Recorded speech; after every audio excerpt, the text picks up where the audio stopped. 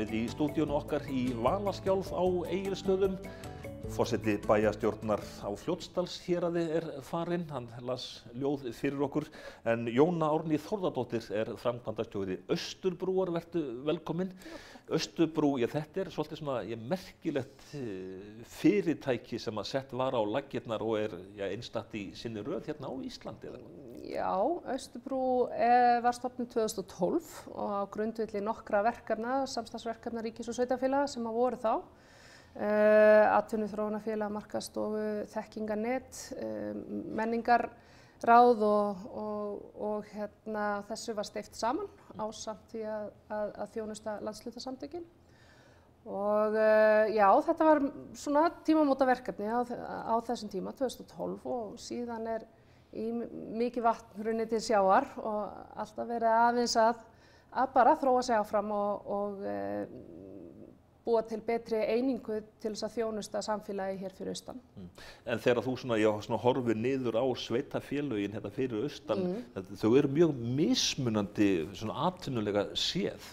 Þetta eru mjög ólík samfélög sem við erum með hérna innan svæðis. Við erum með allt niður í það að vera með mjög litlar einingar, lítil sveitarfélög, upp í það að vera með stór sveitarfélög sem jafnvel samsett úr mörgum, búin að fara í gegnum margar sameiningar í gegnum tíðina. Þannig að þetta öll flóran sem við erum í rauninni með hérna innan þessu svæði. Þau eru 7 í dag sveitarfélögin og starfssvæði Austurbrúar nær frá Vopnafirði og suður á Djúpavog. Og markmið stofnunarinnar að vinna að þróunarmálum fyrir íbúa og samfélag. Og það erum við að gera í gegnum fjölmörg verkefni sem við erum með inn í þessari stofnun. Nú spyr ég þig ekki hvort það sé hrepparígur. Hversu mikill hrepparígurinn? Mér finnst hann í rauninni, þetta hefur breyst rosalega mikið undanfarin ár, ef ég nálgast þetta úr þeirri ár. Þetta hefur breyst rosalega mikið undanfarin ár. Við erum farin að tala miklu meira Austurland sem eitt samfélag. Já. Og við erum farin og við höfum unnið markvisst í því í gegnum sérstakt verkefni sem við erum með sem heitir Áfangastaðurinn Austurland. Og við farið í heilmikla vinnu með samfélagunum hérna á svæðinu og íbúum í að skilgreina hvað Austurland.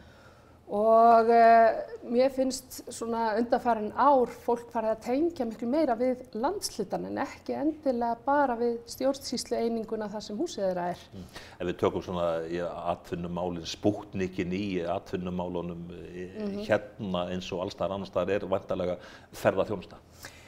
Ferðaþjónustan vissulega hefur verið að ryðja sér til rúms. Við erum hins vegar þannig í sveit sett að við erum rosalega langt frá megin innkomuæð til landsins, það að segja frá Keflavík.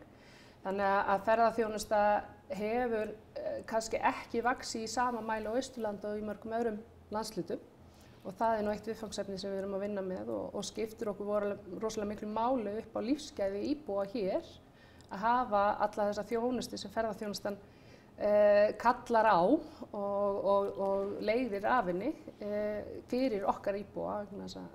Það bara hluti af lífsgæðum í dag að hafa veitingahús og kaffihús og samgöngur og annað sem fleiri eru það að hjálpa til við að halda úti. En það vantar nú ekki að það sé talað mikilvægi þess að dreifa ferðafólkinu land allt. Þetta kannski meira svona í orði heldur en á borði?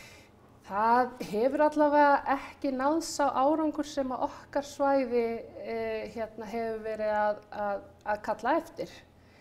Hvað nákvæmlega liggur þar að baki, sumir segja að þetta hugtak að dreifa ferðamönnum sé svolítið öfugmæli, að þetta snúist það að laða ferðamanninn að. En þetta líka þetta hvernig presenterum við landshlutann, hvernig kynnum við hann út á við og hvernig kynnum við gagnvart fólki sem á ferðinni að heimsækja mismunandi svæði. Og það bara viðfangsefni íslenskrar ferðaþjónustu í dag, að gera það með þeim hætti að þeir nýti innviðina þar sem þeir eru til staðar eins og til dæmis hérna á Austurlandi í nægilega miklu mæli að því að við höfum upp á fullt að bjóða. Það alveg íbúaþróunin, hún hefur verið hæg, minnsta kosti getum við sagt á undanförnum árum og talsvert undir landsmeðaltali. Í hvaða augum líturðu á þetta og hvað þarf að gera til þess að fá unga fólkið aftur heim eftir framhaldsnám? Já, sko, ungt fólk í dag bara með öðruvísi kröfur heldur en kannski jafnvel mín kynslóð og kynslóður undan mér voru með. Það í dag að fólk vill hafa möguleikann á því að koma inn á svæðið og prófa að búa á mismunandi stöðum. Það vill leigumarkað sem funksjónal. Það vill líka hafa aðgengi að öllu því sem að til dæmis höfuðborgin hefur upp á að bjóða eða útlönd hafa upp á að bjóða. Þannig að það þessi hreyfanleiki sem þarf að vera til staðar.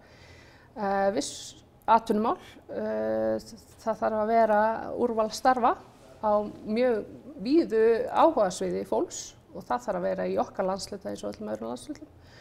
Og svo náttúrulega ýmiss konar grunn aðstæður fyrir fólk eins og bara góð heilbrigðisþjónusta og svona góð grunngerð sem þarf að vera til staðar hérna eins og alls staðar annars staðar. Þannig að þetta það sem við erum að vinna með reglulega, bara íbúar hérna á svæðinu og í rauninni allir hagaðilar að búa sem best að þessum málum, þannig að við eigum meiri möguleika á því að fá unga fólki okkar til þess að vera hér. Fá unga fólki til þess að vera hérna, látum það vera loka orðin. Jóna Árný, bara þakka þér fyrir komuna og þá þessi þáttur á enda og við kveðjum hérna úr Valaskjálf á Egilsstöðum.